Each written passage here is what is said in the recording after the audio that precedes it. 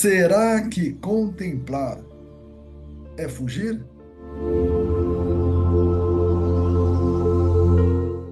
Será que viver uma vida contemplativa é fugir da realidade? Sempre que se fala em contemplar, existe uma ideia de que contemplar é escapar, que a vida contemplativa é uma espécie assim de fuga da realidade.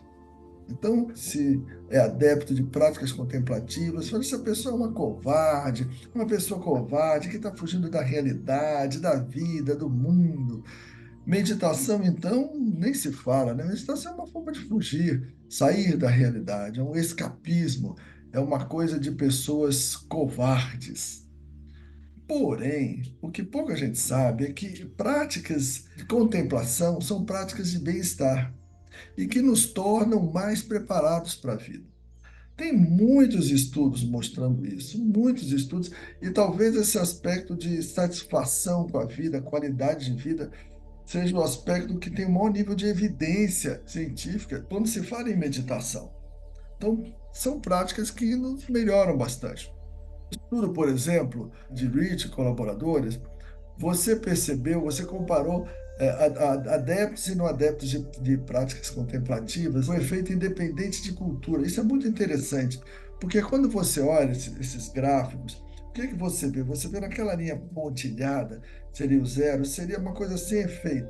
Se tivesse ido para o outro lado da linha pontilhada, seria negativo, pioraria o bem-estar. Mas quando foi para o lado positivo, está ali em torno de 1,2, 1,6, 1,7, você vê que há uma melhora clara, significante no bem-estar entre os meditadores, entre os praticantes de técnicas contemplativas. E é independente de cultura. Isso é muito legal, né? Você tem ali na Califórnia, na China, na Tailândia, o resultado é semelhante. Na Califórnia, houve também um efeito quase que para e passo ali dos exercícios físicos com o bem-estar e com a melhora da qualidade de vida, junto com a prática contemplativa. Elas empataram ali em efeito. Embora a gente sabe que a prática contemplativa traga resultados outros ali de maior autoconhecimento e tudo mais a longo prazo. Na China e na Tailândia foram imbatíveis, mas independente da cultura, é bastante claro já na literatura que práticas contemplativas melhoram o bem-estar. Isso acaba mostrando a gente uma forma de lidar com o mundo, de lidar com situações estressoras. Teve um trabalho de uma autora chamada Gamayunova, o nome é um pouco difícil, Gamayunova e colaboradores, e eles estudaram, compararam meditadores experientes que praticavam meditação no mínimo há 3 anos e pelo menos 3 vezes por semana, e compararam com meditadores iniciantes. E eles viram uma coisa interessante, eles colocaram eles sob estresse, fizeram um teste chamado TSST, que é um teste que você expõe a pessoa a falar em público e logo em seguida dá um desafio aritmético difícil para a pessoa, ou seja, não é fácil. A pessoa exposta a um desafio ali. E quando você compara, se a gente olhar os gráficos, né, você vê linhas azuis ali, barrinhas azuis, com os meditadores muito inexperientes começando, e os meditadores de longa data nas barrinhas vermelhas, você vê alguma coisa interessante, né? Nesse gráfico A, a gente vê que os meditadores mais iniciantes, eles viam aquilo como caça, uma coisa que eles precisavam correr. Enquanto os meditadores experientes viram algo dentro de um contínuo temporal, dentro de algo que é natural, está ali no presente da vida deles, e vamos ver o que acontece. E eles, a capacidade de olhar para aquele desafio com humor, ver o desafio e manter o bom humor, você vê que é bem maior entre os meditadores. Também são pessoas que viram o desafio com alguma curiosidade. Quem tem menos medo pode ficar mais curioso diante de algo novo, mas que viram como um desafio que traz o alerta e gera uma preparação, mais nos meditadores experientes do que nos meditadores principiantes ainda. E quais foram as razões que eles apontavam para o estresse? Quais foram as razões que pareciam motivar o estresse deles? A novidade foi semelhante nos dois grupos, é uma novidade, você tomar um susto ali. Os meditadores inexperientes se incomodam muito com a imprevisibilidade, né? Porque na vida, na verdade, nada é muito previsível. não temos o controle de tudo, nós não temos uma previsão em relação a tudo.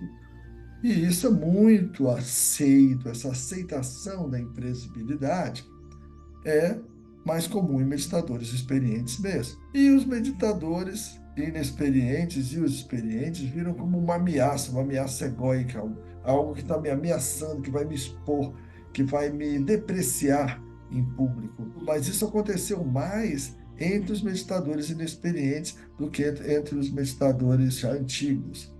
E o incômodo pela ausência de controle, a perda do controle da situação, incomodou mais os meditadores inexperientes do que os antigos. Veja então que interessante que essa história da prática contemplativa ser uma fuga da vida está sendo vista do lado do avesso, né? Porque a prática contemplativa, ao que parece, está nos preparando para a vida, está nos preparando para os desafios. E isso é muito legal.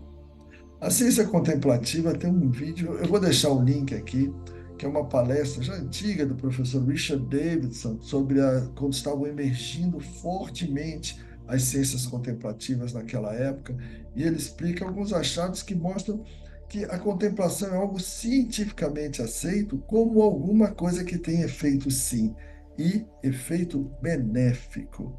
E se você for ver artigos de brasileiros, tem um muito interessante, que eles pegaram as revisões sistemáticas sobre meditação e fizeram um mapa de evidências. Pegaram vários outros artigos e viram quais as evidências mais fortes com meditação. E quando você olha efeitos positivos da meditação, você vê que os mais fortes são sobre saúde mental. Meditador não é alguém de mente fraca, é alguém de mente equilibrada. Em segundo lugar, vieram os estudos de vitalidade, bem-estar e qualidade de vida. Em terceiro lugar, houve evidências de efeitos positivos, tanto físico-metabólicos, de equilíbrio, de regulação do corpo. E em quarto lugar, se evidenciou também, em menor grau, uma melhor ambientação e adaptação socioambiental e espiritual daqueles indivíduos que meditam. É muito interessante, né? Isso é muito legal, porque mostra claramente que a gente está falando de técnica que ajuda pessoas. E nessa revisão, nosso artigo é citado, nosso artigo que figurou um clássico, né, na literatura em 2004, ele é citado por esses autores brasileiros. E um texto em português, se você quiser ler um texto em português, tem um texto interessante do Consórcio Acadêmico Brasileiro de Saúde Integrativa, que fala sobre meditação e bem-estar, e inclusive cita ali também a nossa definição operacional, que a gente vai deixar o link também, e você pode ver como existe uma melhora de bem-estar entre os meditadores. Então, a meditação, ela produz uma resposta de relaxamento no indivíduo, ela é capaz de reduzir a ansiedade, ela melhora a autoobservação, ela leva você a uma reflexão profunda sobre você, te traz mais atenção ao momento presente, gera autoconhecimento, gera uma clareza do mundo e das escolhas. A vida simplifica, as escolhas ficam mais evidentes, não fica tão complicada a vida. Os mesmos desafios estão aí, mas você vê de uma forma menos complicada. Isso tudo gera uma maior resiliência. São indivíduos que atravessam os desafios da vida com menor deformação, com menor sofrimento, com mais aprendizado e até com uma certa gratidão pela oportunidade do aprendizado. Isso faz com que o indivíduo conviva com leveza com sua existência, maior leveza em relação à vida. E o que é mais interessante, independe de qualquer crença. Isso não tem nada a ver com esta ou aquela corrente místico-filosófica. Isso não tem nada a ver com esta ou aquela religião. Nada. Basta praticar. Então, o que é que falta para você? Basta a sua decisão de começar. Basta você ter uma prática regular e continuada, ter confiança no método que está muito estudado e evidenciado e ter coragem. Meditação não é coisa de quem foge. Ao contrário, meditação é coisa de quem tem coragem de conhecer a si mesmo e coragem de investir no seu próprio desenvolvimento. Essas pessoas são as pessoas mais fortes que eu já conheci. Meditadores antigos, pessoas que querem entender onde eles podem chegar, Até onde pode ir a consciência humana? E até onde pode ir uma relação frutífera e equilibrada com a vida e com você mesmo também? Pratique meditação. Vale a pena.